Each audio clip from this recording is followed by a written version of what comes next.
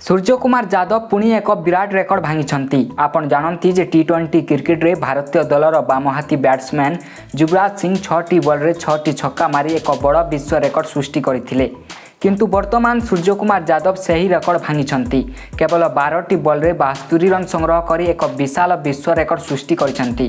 तेणु किपरि Suryakumar Yadav 12टी ball 72 run खेली Yuvraj Singh record भांगी यह रेकर्ड सृष्टि करछंती ताहा जानिबा।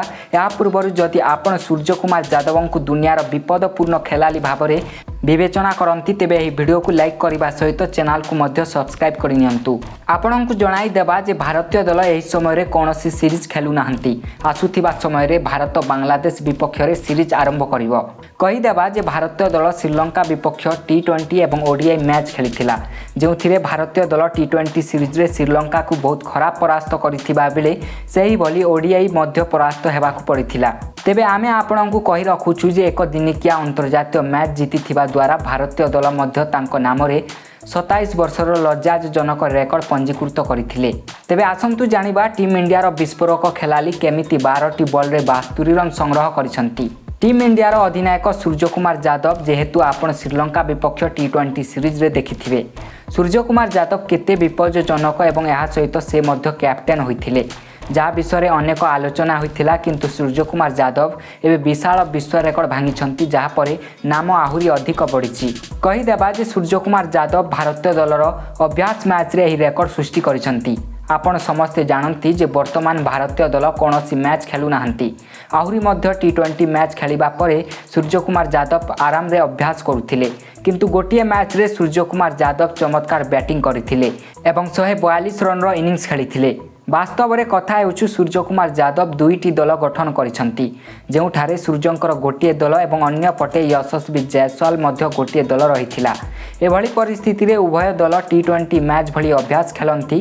एही समय रे सूर्यकुमार यादव 3 नंबर रे आसंती एवं पूर्वरु चौका एवं छक्का मारिबा मोड रे रहंती। सूर्यकुमार पड़िया को आसिबा मात्रे वर्षा हुए एवं यही समय सूर्यकुमार यादव लगातार 8टी बॉल 8टी छक्का मारिथिले। हाँ बंधु माने क्रमागत 8टी बॉल 8टी छक्का मारिबा परे टीम भारतर बामहाती बैट्समैन युवराज सिंह का रेकर्ड प्राय भांगी जाइथिला। जेते शीघ्र 8टी बॉल 8टी छक्का मारिथिले सूर्यकुमार यादव पुणी 4टी बॉल लगातार 4टी छक्का मारिथिले एवं 142 रन रो एक इनिंग्स खेलिथिले। कहीदेबा जे सूर्यकुमार यादव एपरी विपज्जनक इनिंग्स देखिबा परे आदौ केही विश्वास करि पारिबे नाही किंतु बंधुगण यह सत्य से अभ्यास मैच रे सूर्यकुमार यादव यहीपरि करिसंती। वर्तमान मध्य बड़ बड़ खेलाली माने कहबा आरंभ कर दैछंती जे सूर्यकुमार यादव अत्यंत विपज्जनक खेलाली होइछंती एवं तांको विपक्ष रे बोलिंग बॉलरंक पई एक बड़ आह्वान हेबे। आपण को कहीदेबा जे सूर्यकुमार यादव बैट्समैन केवल अभ्यास रे नुहे बरं अंतर्जातीय मैच रे मध्य से यह करती किंतु बंधु माने आपण टी20 अंतर्जातीय मैच रे कौन भावुछंती सूर्यकुमार यादव 6टी बॉल 6टी छक्का मारिबारे सफल हेबे कि दयाकरी मंतव्य दिंतु कारण सूर्यकुमार यादव एपरी जड़े खेलाली से यह सहजरे करिपारिबे। से युवराज सिंह 6टी बॉल 6टी छक्का रेकर्ड भांगी पारिबे कारण सूर्य पूर्वरु 4टी बॉल 4टी छक्का मध्य हिट करिसंती केवल 2टी बॉल से मिस होइछंती। अंतर्जातीय मैच रे सूर्यकुमार यादव को 6टी बॉल 6टी छक्का मारिबा सेते बड़ कथा नुहे। जणाइबा जे भारतीय दल हेउची विश्वर 1 नंबर दल जेउथिरे 1 नंबर खेलाली देखा जानती। सेहीपरि सूर्यकुमार यादव को मध्य भारतीय दलर टी20 अधिनायक करा जाइछि।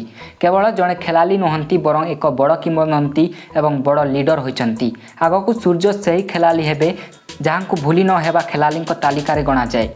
सूर्यकुमार यादव अंतर्जातीय रेकर्ड हेउछि जे सूर्यकुमार यादव टी20 रे 71टी मैच खेलिछंती सेति मध्यरु से 68टी इनिंग्स रे 2432 रन संग्रह करिसंती एवं 4टी शतक और 20टी अर्धशतक हासिल करिसंती। बैटिंग स्ट्राइक रेट 150 रु भी अधिक रहिछि एवं से टी20 रे 136टी छक्का एवं 220टी चौका मारिसंती।